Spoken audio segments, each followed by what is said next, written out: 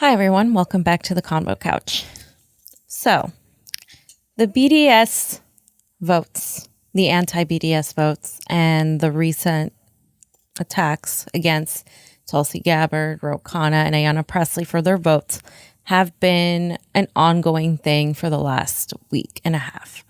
So I kind of wanted to go over that because a lot of people are having emotional reactions, understandably so, where they're not really reading the legislation and they're throwing out confusing things because Congress passed a series of laws, a series of resolutions that actually have made it more complicated for people to figure out what are they talking about. And they did so in a way to kind of lure the attention from the really bad bills that actually have a lot of weight. So I'm going to go over with on some of the stuff. So last Tuesday, Congress overwhelmingly voted 398 votes to 17 votes to oppose BDS via HR 246. Rashida Tlaib, AOC, and Ilhan Omar were a few who did not support this anti-BDS resolution. And we have the resolution here. It's HR 246. It's a resolution that cements free speech against Israel, but does not support BDS in favor. It actually supports a two-state solution. So this is after Omar's resolution. If you guys recall, back on July 16th, Representative Ilhan Omar from Minnesota introduced her own boycott resolution, HR 496, affirming that Americans have the right to boycott foreign countries in pursuit of civil and human rights. Its text identifies a number of historical examples, including the boycotts against Nazi Germany and the apartheid in South Africa. Tulsi Gabbard actually supported Omar's resolution in the past. So she actually was one of the first people to jump on that. Rashida Tlaib who also voted against HR 246, also supported Ilhan Omar's resolution, but has had questionable issues regarding Palestinian rights in the past. However, she's been a strong opponent of HR 246, and she led an emotional outburst because she is of Palestinian descent, and a lot of people felt that resonated with them. A lot of progressives felt like she was making a lot of sense. The one thing she did say that was incorrect was that this attacks free speech. That resolution actually does not attack free speech. So let's, for a minute, go back and talk about why Khanna, Tulsi, and Ayana Presley voted for the anti-BDS bill. Because of Ilhan Omar's criticisms of AIPAC not too long ago, we did not have free speech protection rights against Israel. If you guys recall, back in a couple months ago, the House voted to condemn anti-Semitism after Ilhan Omar's comments. And this was when she attacked AIPAC and lobbyists, which was a great move and very heroic. But 407 people to 23 people were in favor of putting this legislation through that prevented anybody from speaking out against Israel. So this was obviously a problem because they framed it like it's anything you say against Israel can be looked as anti-Semitism. And the problem with that is now we don't have any kind of line for what we can say and what we can't say against Israel. So Ilhan Omar was a huge proponent of being able to criticize the state of Israel, saying you can't equate criticism of Israel to anti-Semitism, especially Netanyahu's right-wing government. And this is back in March. So because of that, there was this need to protect free speech. And a lot of people didn't realize that when they were speaking out against HR 246. So HR 246 protected free speech and it established a two-state solution. This is not the same thing as S1, which was a bill led by Marco Rubio. S1 is for Strengthening America's Security in the Middle East Act of 2019. S1 actually prevented free speech against Israel, and it passed. And this happened because of a sort of criticism of AIPAC with the whole new Congress and people just kind of shifting a little bit left towards Palestine, towards hearing what the Palestinian people have been going through.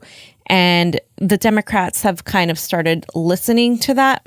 But of course, we have a heavily AIPAC-controlled Democratic Congress. So this passed, of course, with the help of Republicans.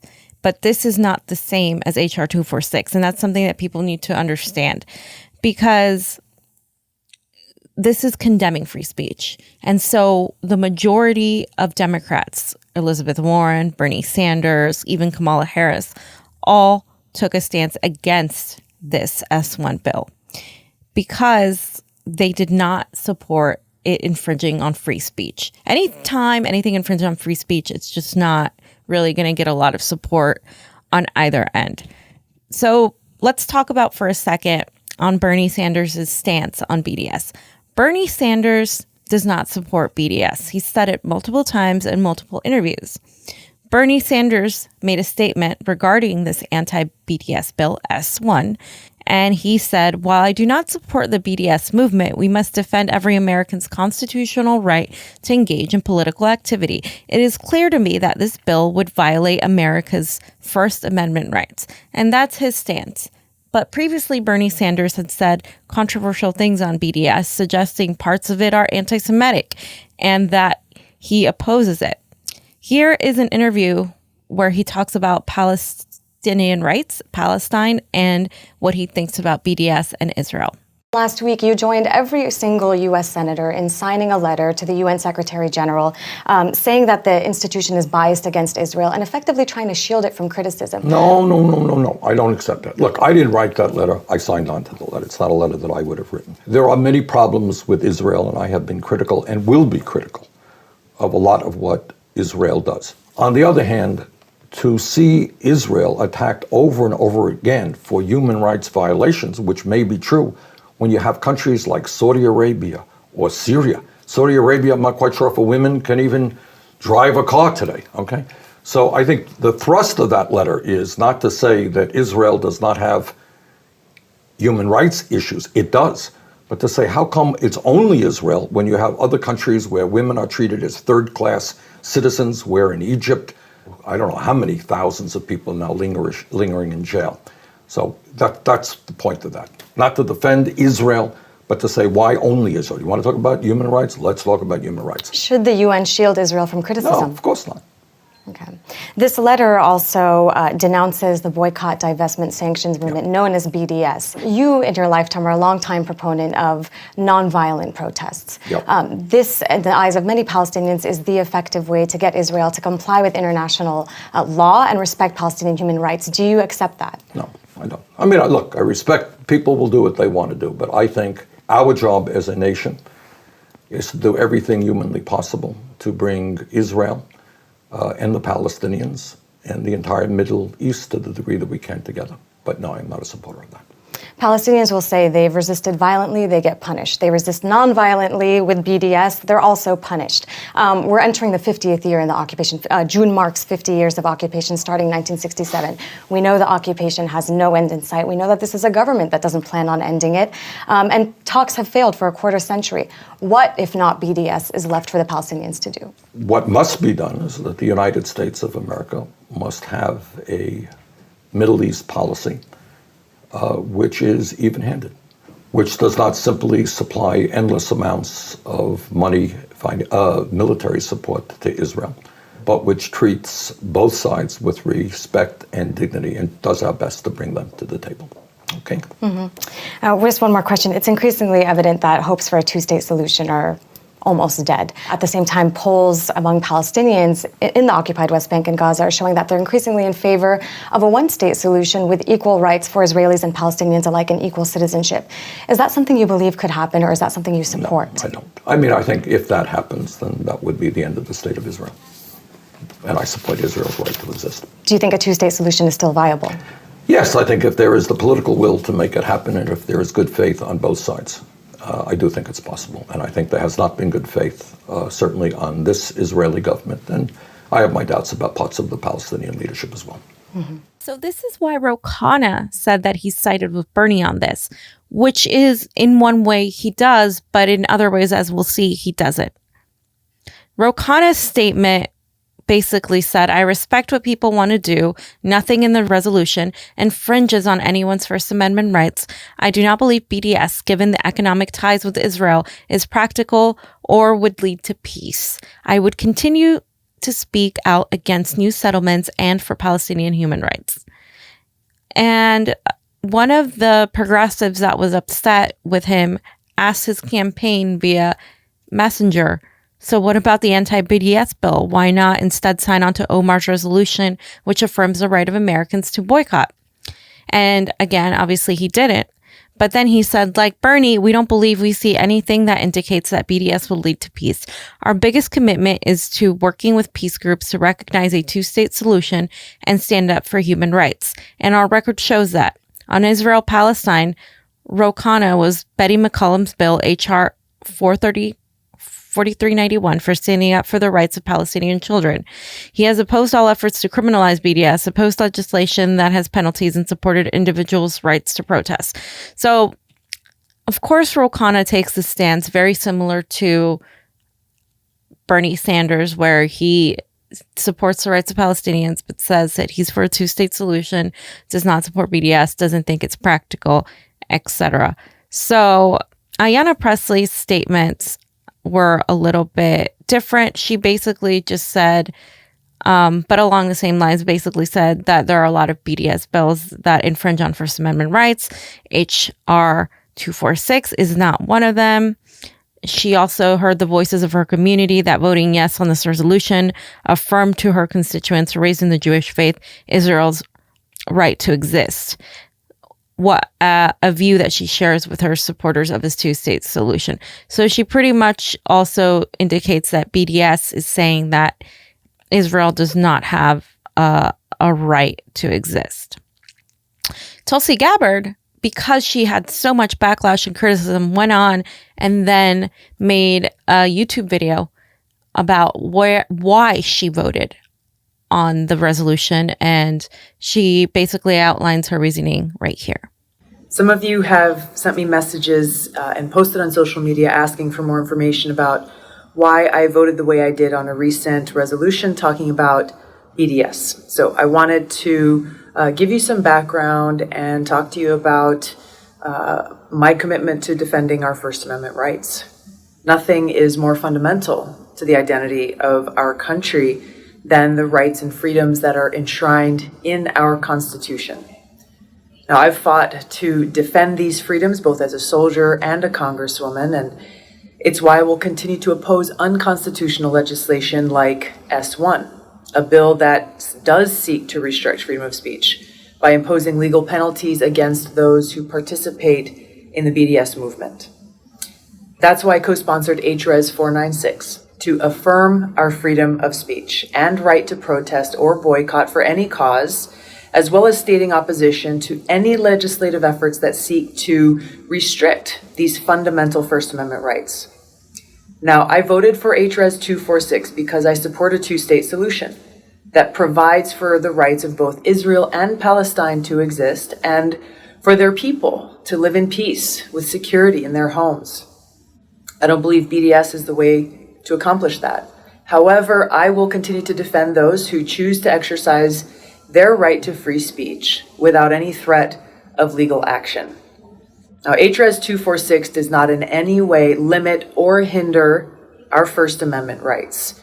In fact, it affirms every American's right to exercise free speech for or against U.S. foreign policy, as well as the right of Israeli and Palestinian people to live in safe and sovereign states, free from fear and violence, and with mutual recognition. The right to protest the actions of our government is essential if America is to truly be a free society.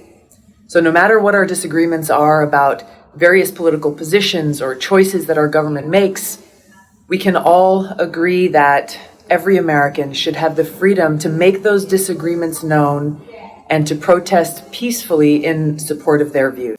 Now, let me mention Elizabeth Warren a little bit, because a lot of people went after Tulsi, only Tulsi, or with more fervent anger towards Tulsi because they held her to a higher standard, which is a little bit unfair because while she is a peace candidate, not a single presidential candidate right now, BDS.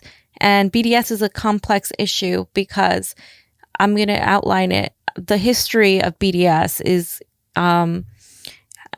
is kind of controversial because on one end, BDS which is outlined by Palestinian civil rights groups, contradicts what the Israeli community wants. And so it's kind of been like at a standstill, kind of like the conflict itself. And for a politician to take an ardent stance on either end, especially a politician running for president, it is going to be difficult right now. And those are just the facts, politically speaking. I will tell you guys my opinion later, but let me just kind of outline what Elizabeth Warren has said on Palestinian rights and where she is on Israel. So Elizabeth Warren finally spoke out on Israel and Gaza around 2014. And a lot of people felt like she sounded like Netanyahu. According to Glenn Greenwald of The Intercept, Elizabeth Warren was asked about her views on the Israeli attack on Gaza on July 17th. She put it in a way that seemed kind of insensitive to Palestinians. And she pretty much said that Israel had the right to attack and defending her pro-Israel votes as well. When Warren was interviewed and asked about her vote in 2014, according to The Intercept, Warren voted to send yet another $225 million of American taxpayer money to Israel for its Iron Dome system. Warren defended her pro-Israel vote, saying, "We're going to have to agree to disagree on this one." She said, "I think this vote was right, and I'll tell you why. I think this vote was right. America has a very special relationship with Israel. Israel lives in a very dangerous part of the world, and a part of the world where there aren't many liberal democracies and democracies that are controlled by the rule of law, and we very much need an ally in that part of the world. When Hamas puts its rocket launchers next to hospitals, next to schools, they're using their civilian population to protect their military assets, and I believe Israel has a right at that point to defend itself." Elizabeth Warren is not only anti-BDS, but she is extremely supportive of Israel's right to defend themselves. And she's obviously very pro-military use by Israel and has voted multiple times for Trump's military budget. Now, Kamala Harris also was interviewed, and she kind of has even more issues because apart from both her and Elizabeth Warren going to AIPAC secretly, even though they said they weren't going to do, she has made it very clear that she's going to continue taking AIPAC money and continue being influenced by AIPAC's lobbyists. So California Democratic Senator Kamala Harris gave an off-the-record speech at the annual AIPAC conference in 2018. And according to The Intercept, she said, "Let me be clear about what I believe. I stand with Israel because of our shared values, which are so fundamental to the founding of both our nations. I believe the bonds between the United States and Israel are unbreakable, and we can never let anyone drive a wedge between us. And I believe Israel should never be a partisan issue. And as long as I'm a United States Senator, I will do everything in my power to ensure broad and bipartisan support for Israel's security and right to self-defense." So she goes a little bit further even than Warren, saying that we can't ever let anybody drive a wedge. And I'm going to make it my mission to stand by Israel. She didn't even mention Palestinians at all. And it's very clear that she has a very pro-Israel military stance and not really an opinion on Palestinian rights except as people that are dangerous, like Hamas, in her view. So it's a very similar view to Elizabeth Warren's. Bernie Sanders, on the other hand, has defended Palestinians and has called out Israel and Netanyahu for their unfair treatment of Palestinians. Now, Tulsi Gabbard has defended Palestinians multiple times, specifically one instance where she was heavily criticized by the Democratic Party. In 2018, in May, she tweeted, "Israel needs to stop using live ammunition in its response to unarmed protesters in Gaza. It has resulted in over 50 dead and thousands seriously wounded." And she's consistently called out Israel's attacks on Palestinians. So what does HR 246 actually do? So here we have the graphic. HR 246 actually pushes back on attempts to delegitimize Israel. So they don't want Israel to cease to exist. They believe Israel has a right to exist. HR 246 also emphasizes First Amendment protections, meaning that you can speak out against any government, including Israel, and you are totally okay under the First Amendment. And it celebrates the fact that we have an ability to do that, and you can criticize any government for that matter. It also supports a two-state solution, and it had 336 co-sponsors, including 9 out of 11 vice chairs of the Congressional Progressive Caucus and 70% of the Democratic Caucus.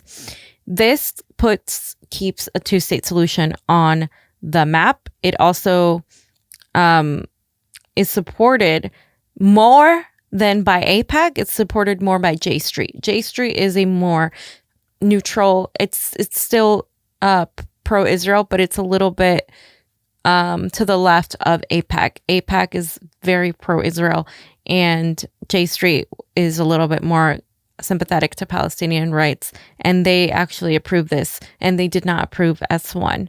So I'm not saying this is good necessarily for people who actually want BDS, but it is a non-binding resolution that had so much support, whether or not Ro Khanna, Ayana Presley, or Tulsi Gabbard supported it.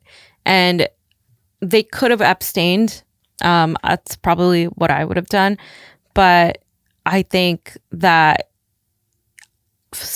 looking at it from how they saw it, they are trying to make sure that there is still a free speech component, and that was threatened by S1 and by the attacks on Ilhan Omar. So that is kind of the gist on that. And